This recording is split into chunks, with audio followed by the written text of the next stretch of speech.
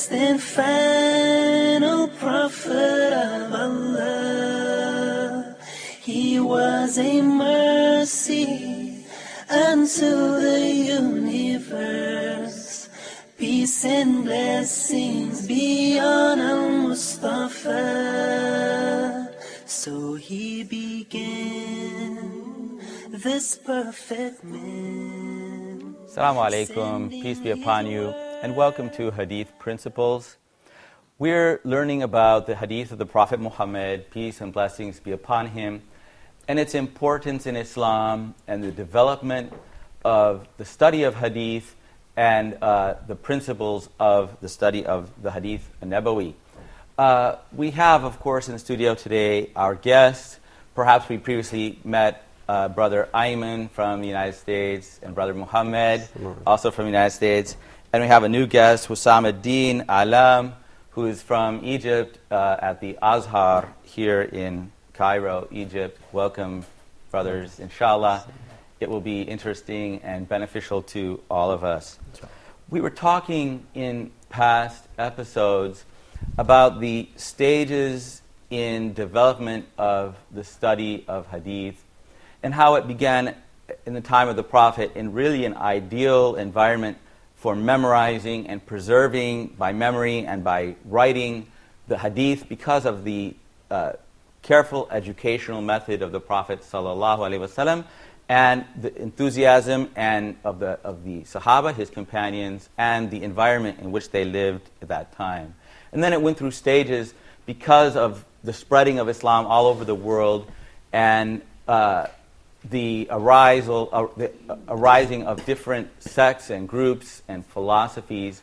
It became necessary for our great scholars to defend the Hadith from people who would add to it or subtract from it or distort it in some way. And so they developed these principles for analyzing and studying the Hadith of the Prophet Muhammad, peace and blessings be upon him. Eventually, in the golden era of the Islamic study of Hadith, we had famous works which were written and published widely, available to millions of people all over the world. Basically, from the time of their authors until today, they've been constantly reviewed and studied and have been available to Muslims everywhere. And those are called the 6 books. They're not the only books of Hadith, but they're considered to be very authoritative. There were previous books that were also very authoritative, but because of the special nature of these 6 books, they have become most useful for Muslims today.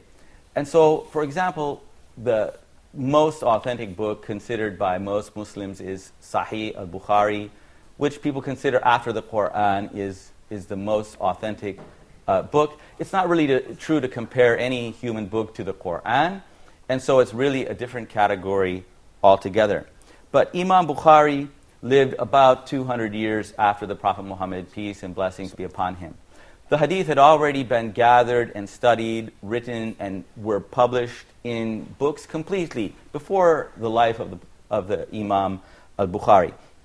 But he gathered his Hadith for a special reason. Hadiths of the previous sheikhs or teachers, for example, Imam Ahmad ibn Hanbal had the Musnad, one of the greatest books of Hadith that we have, that is comprises most authentic and Hasan and even Da'if Hadiths. And the reason Imam Ahmad compiled that book was to present most of the Hadith that are used by the scholars in providing proofs from Islamic beliefs and Islamic practices and the life of the Prophet Muhammad. And so any Hadith that had some use, Imam Ahmad included it in his Musnad. But that book was divided according to the Sahaba.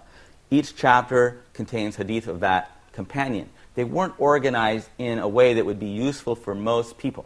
So Imam Bukhari wanted his book to contain only the highest level of authentic Hadiths, and he wanted to put those Hadith in the form of chapters, each chapter related to the life of the Prophet, the history of Islam, the practices and beliefs of Muslims, so that you could, by looking at the different chapters, get a comprehensive idea of Islam, what you should do as a Muslim, what you should believe, and know about the life of the Prophet Muhammad from the absolute most authentic sources possible.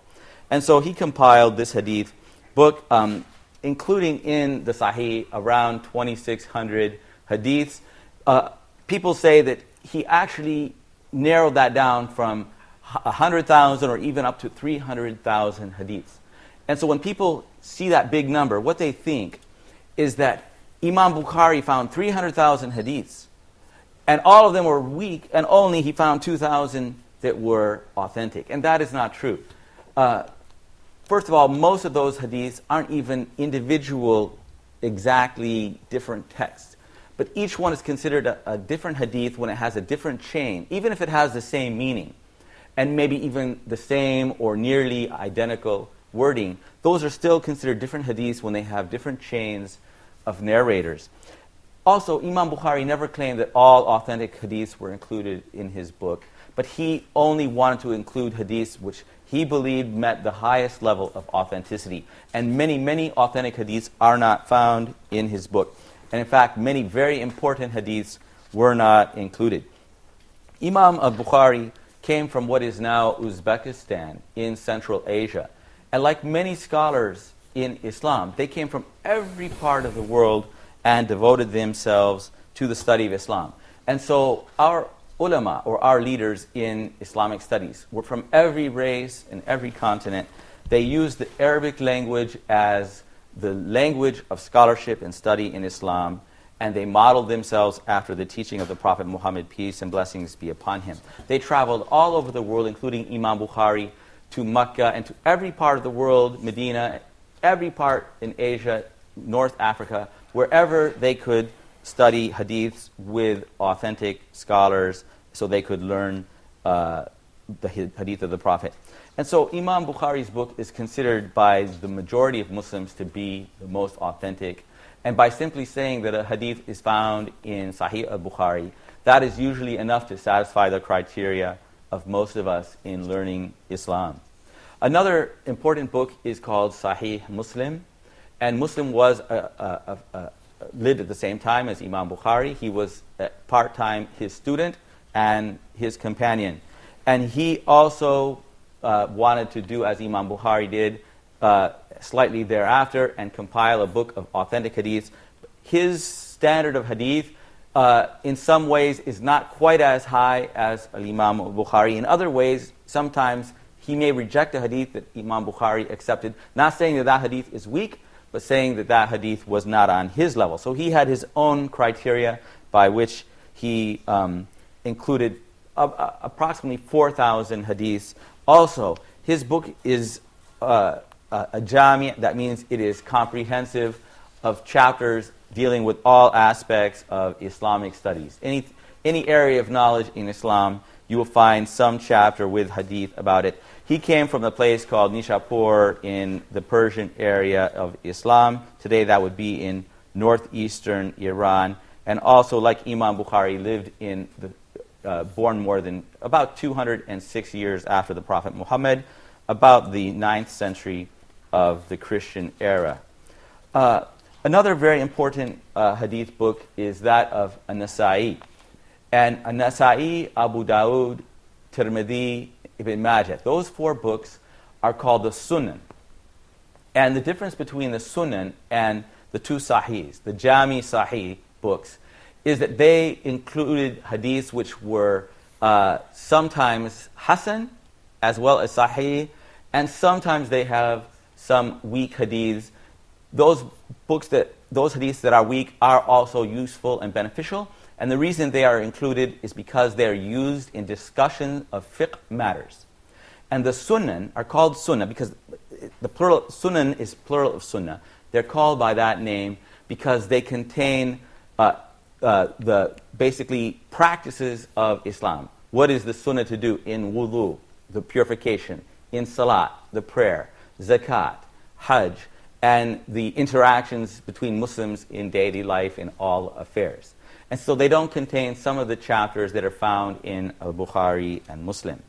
An-Nasa'i lived and was born just a few years after Bukhari and Muslim. He was born in 214 of the Islamic calendar, also in the 9th century of the Christian calendar and died in 303. And like them, he was from Khurasan, that area of the east. Where he's from, Nisa, is in Khurasan. That is the area between like, Iran and Afghanistan today. At one time, that was a very important center of Islamic studies. Today, it's perhaps an unknown area and is not very highly significant in world history. After the Mongols destroyed many of the Islamic centers of study in Central Asia, those areas declined economically and culturally, and it did not become as important a place as it was. And so he actually, his book that we call the Sunan is actually a Sunan as-Sughra. It is the abridgment, or his smaller collection of his larger collection, which is the Kubra, which we no longer have in print. I think it's available in manuscripts, but it has never been edited and printed. And so it's not, as far as I know, available to us today. It may be in the future, or if it is available, I would definitely love to see that. Abu Dawood is Abu Dawood as-Sijistani, also in one of the important books of the Sunan, also from Khurasan, like An-Nasa'i.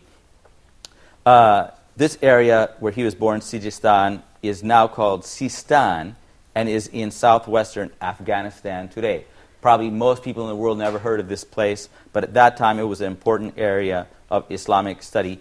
He collected his book of 4,800 in his Sunnah. And at Tirmidhi, his book is called also a Jamia, or called the Sunan of Imam Tirmidhi. He also is very authentic. And the final one is Ibn Majah. We're going to go for a break. We'll be back shortly. Assalamu alaikum wa rahmatullah. Muhammad is the last and final prophet of Allah.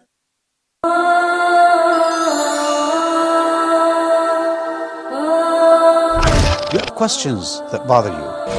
What about issues of concern to you? Would you like to share things on your mind with us? Are you interested in solutions based on an Islamic perspective? Please join me live in Meet Your Advisor every Friday at 9 p.m. Mecca time, here on Huda TV.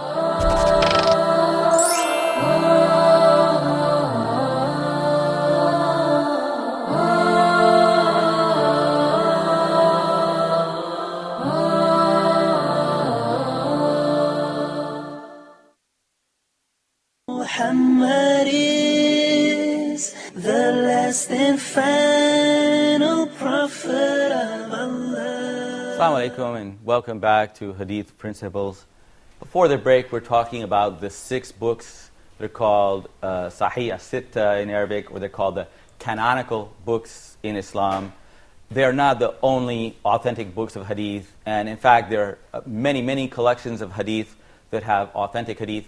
But the majority of the authentic hadith are found in those 6 books, and they are valuable and useful resources that every Muslim should be familiar with, inshallah. Imam at-Tirmidhi, Abu Isa Muhammad at-Tirmidhi, was also born around the same time as the other authors of the 6 books in that eastern part of the Islamic world and traveled all around. The last one is Ibn Majah.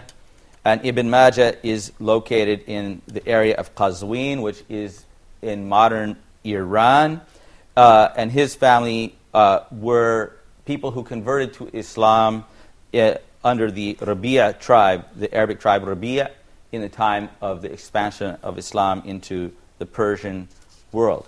And so Ibn Majah has the last book. That book is sometimes considered not to be one of the 6. Some scholars consider that the Muwatta of Imam Malik should be among those 6. And so Ibn Majah, they say, if you took out the hadiths that were weak from Ibn Majah, and you took out the hadiths that are found in Bukhari and Muslim and the other sources, there would be very few hadiths left in Ibn Majah. And so many scholars consider it to be less useful than the other 5. And so the Muwatta of Imam Malik is considered by some to be of that.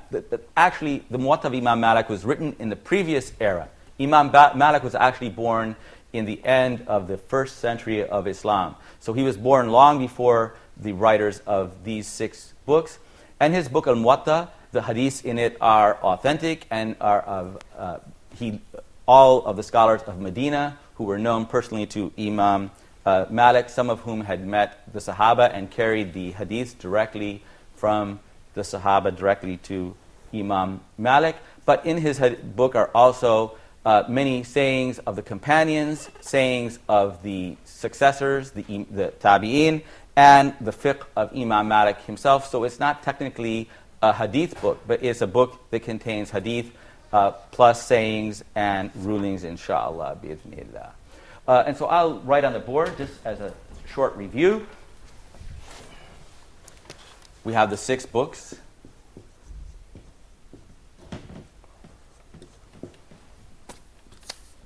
The first 2 are considered to be absolutely the most authentic by the majority of scholars.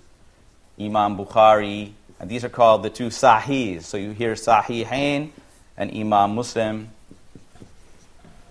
All of them were born in 200 years approximately after the Prophet Muhammad, peace and blessings be upon him. So those 2 are called the Sahihs. And if a hadith is found in both of them, then it would be called Muttafaq alayh. By many scholars, Muttafaqun alayh, and would be considered to be the highest level of authenticity in Islam. The next ones, as we said before, Abu Dawud as-Sijistani, An-Nasa'i, At-Tirmidhi, and finally, Ibn Majah.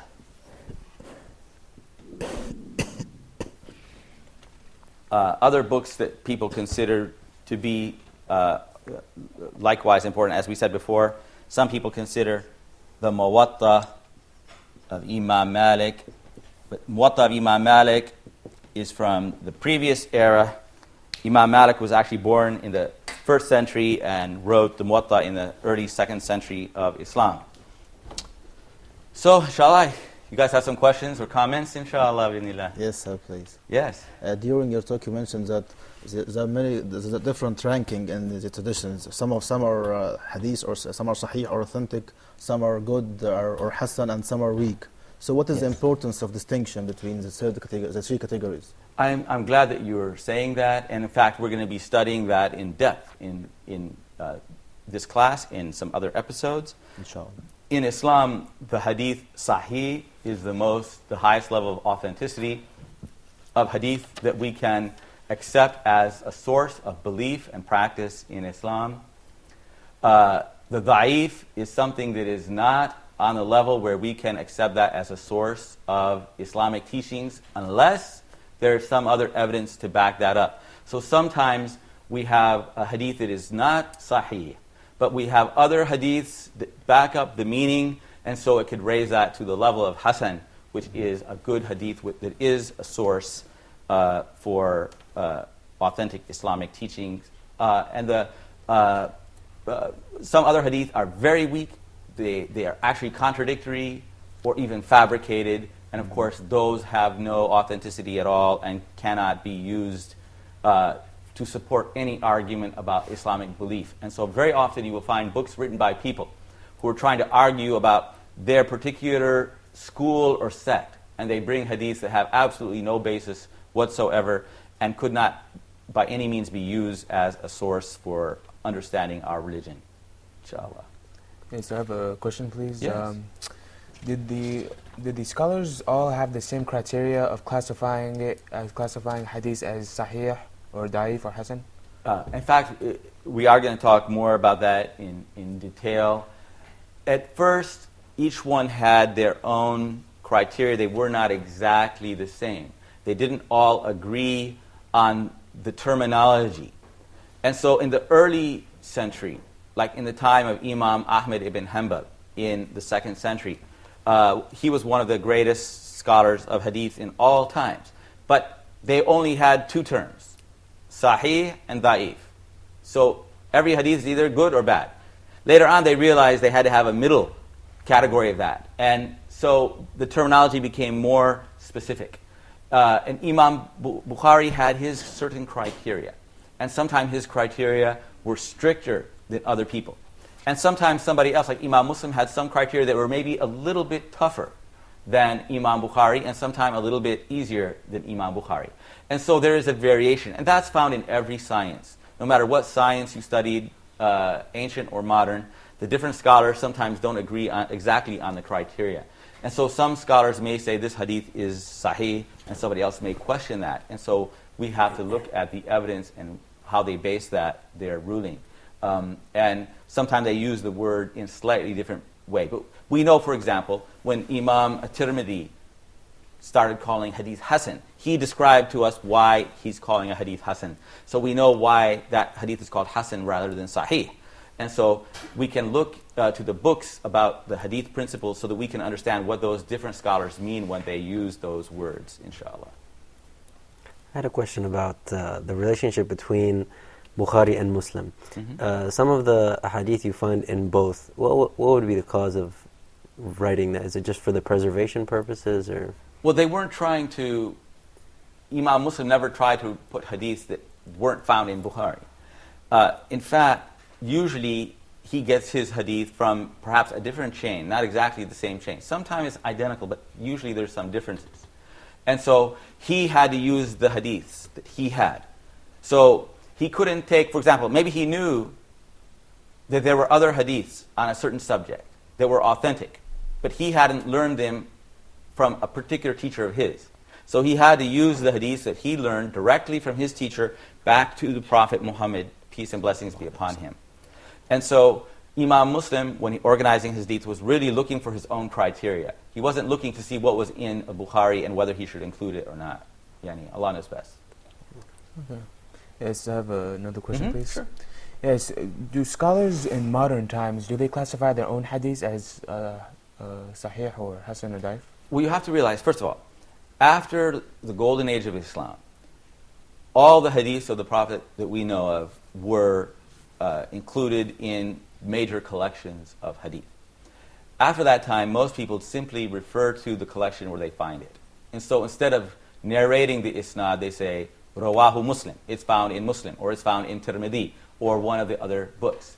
But the specialists in hadith look in those collections in a critical way, and they examine them. So they may agree or disagree. So if Imam Bukhari says the hadith is sahih, or authentic, somebody else may disagree, and they may argue about it. But normally, the senior hadith scholars lived before in the era of completion, like Al-Dhahabi or Ibn Hajar al-Asqalani that we talked about in previous episodes. They were really the masters of this discipline. In modern times, there are some scholars who are also very qualified in that area, who are very well known. Like, of course, people know, like, for example, Shaykh al-Albani, may Allah have mercy upon him, who really revived a lot of the study of hadith in modern times. And so they've gone back and tried to separate weak hadiths from the books that are recorded and brought out only authentic hadiths from those books. And so modern scholars do have that ability, but not very many are on that highest level. That's all we have time for today. May Allah Almighty enlighten us by the study of the Quran and Sunnah to understanding our faith and putting it into practice. Assalamu alaikum wa rahmatullahi wa barakatuh. Muhammad is the last and final prophet of Allah. He was a mercy unto the universe. Peace and blessings be on Al-Mustafa. So he began this perfect man, sending his word across the land, leading only by his sunnah and the Quran, the word of Allah. He brought the answer answer to this cruel world. Our beloved Prophet Muhammad.